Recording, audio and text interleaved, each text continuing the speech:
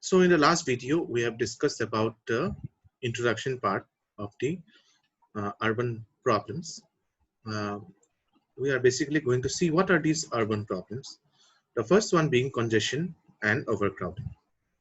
So overcrowding is a situation where a huge number of people live in a small space, right? You can basically see the kholis or dongris in Mumbai. Okay, this form of congestion in urban areas is consistent because of overpopulation, and it is an aspect that increases day by day as more people and immigrants move into the cities and towns in search of better life. Most people from rural or undeveloped areas always have the urge of migrating into the city that normally leads to congestion of people within a small area. So this is what basically overcrowding or what congestion is. You can see there are so many people living in a 4x4 kind of an apartment or 4x4 kind of a room. So I think around 6 to 7 or around 10 people adjust in a 4x4 room. And basically we can see that in Mumbai, which is one of the most crowded places in India, right? And the basic thing is the most people from rural or undeveloped areas have the urge of migrating into the cities, and this is basically what leads to congestion of people within a small area. Next is the housing problem. So it is another intense problem due to urbanization in India, and overcrowding leads to constant problem of scarcity of houses in the urban areas. So when lots of people seek houses, obviously there has to be scarcity of houses in the urban areas. This problem is particularly more severe in those urban areas where there is large invasion of jobless or underemployed immigrants who could not find place to live when they come in cities and towns from nearby areas. Which is actually true, and we can see that even in a city like Guwahati, we can see that.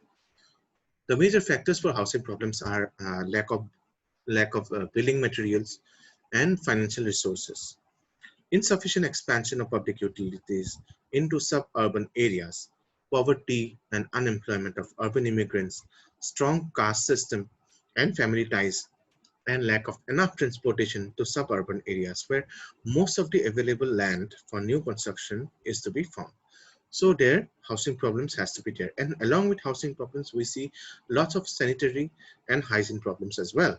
I mean, in so many places where water is very scarce, you have to believe in the municipal water facility, which sometimes comes, which sometimes doesn't come.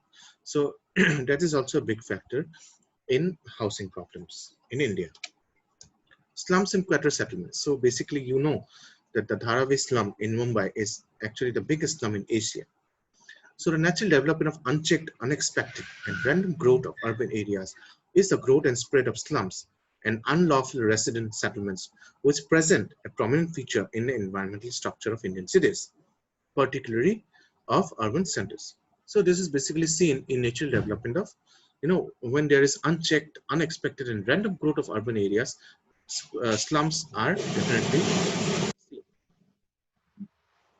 The fast urbanization in combination with industrialization has resulted in the enlargement of slums. The explosion of slums occurs due to many factors such as the lack of developed land for housing, the high prices of land, beyond the reach of the urban poor, and a large influx of rural migrants to the cities in search of jobs every day.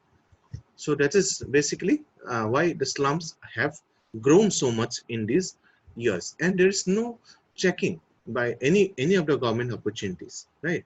I mean, with any of the government people who are checking these slums, there's no one.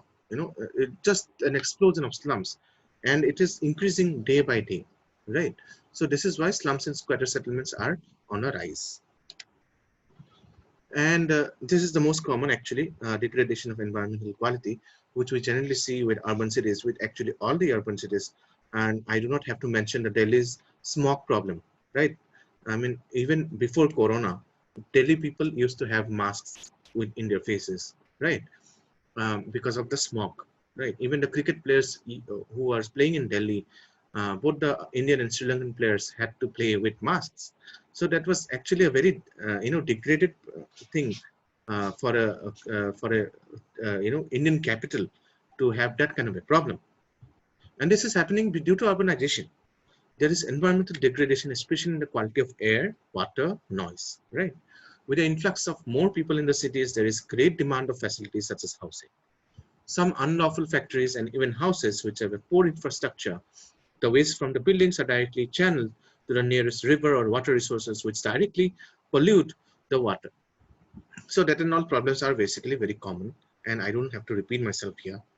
The domestic waste, industrial effluents, and other wastes that were dumped directly to the river degrade the water quality.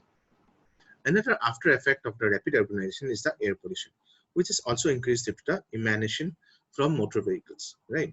A lot of motor vehicles have actually do not go through pollution check, right? They actually do not check throughout their whole lifetime of motor vehicle driving. They do not even check the pollution level. So which is a very bad thing, right? Industrial development and use of non-environmental friendly sources are also used. The noise pollution is produced from the various human actions which also degrade the environment and ultimately affect the human health, right? The growth of population has generated a very high quantity of solid waste, and there is pressure to provide a waste disposal place in the urban area. So, there is degradation of environmental quality which we see in our day-to-day life, and which is actually affecting our health and our wealth, to be precise. What will you do with your wealth if you do not have health, right? Next is the health problem due to urbanization. So as we are already talking about health, factors affecting health in slums are economic conditions, social conditions, living environment, access and use of public healthcare services, hidden unlisted slums, and rapid mobility. So these are all the factors in slums we can see. Obviously, there are economic and financial conditions are there, which has to be emphasized later on. Social conditions are not that good. Living environment is actually worse. Access and use of public healthcare services are also not there. And there are lots of hidden and unlisted slums, which are actually growing in the urbanized areas. Lots of environmental problems can cause many other problems, such as poor air quality that can produce asthma and allergies or contribute to physical inactivity. An impure water supply can cause the spread of infectious disease through the water supply or through food, such as waterborne and foodborne diseases. Climate changes can cause deaths from severe heat or cold. Noise can cause sleep disturbances and hence poor performance at work and in school. So these are all the factors of environmental pollution, right? Lead poisoning leading to developmental and behavior problems also, and secondhand smoke and exposure to carcinogens can also cause cancer. So these are all the environmental problems which we urbanized people are actually facing, and which is and their solution is not there in sight. That is the bad thing. In general, poor environment quality contributes to around 25 to 32% of global ill health, right?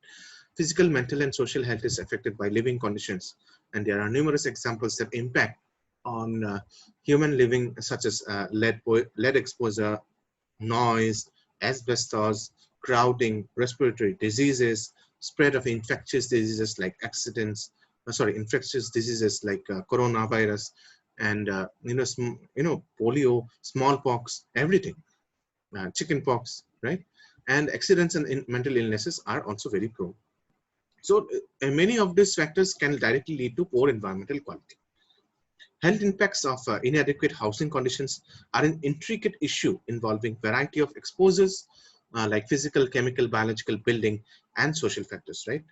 And various health outcomes such as asthma, allergy, respiratory diseases, cardiovascular effects, injuries, poisoning, and mental illness are also can be seen.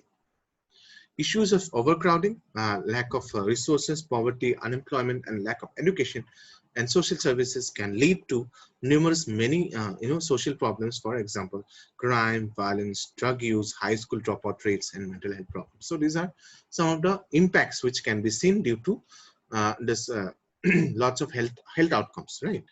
And due to lack of education also, it can lead to numerous social problems like crime, violence, drug use, prostitution, high school dropout rates, even you can say what do you call even organ donation, right? And even that or organ trafficking, that I might say organ trafficking, human trafficking, girl trafficking, children trafficking. So all these are also can be seen along with mental health problems. Inadequate civic amenities and governance. So that is also one big factor and can be seen as an urban problem. The urban authority undergoes with multifaceted challenges to manage a city, right? The fast speed of urbanization is major challenges which need every party to be more focused in undertaking each and every responsibility in the urban development. However, the involvement of several agencies and departments in urban management made it complicated to synchronize many actions and result in it affects the efficiency of those actions. Besides this, the local authority also deals with the different goals and interests of community groups which they need to fulfill. So the local authority also needs to find solutions for different social issues. So these are all the problems of inadequate civic amenities and governance. So, excuse me. So we generally see a lot of these problems in the urban areas, and mostly these problems are unresolved, right?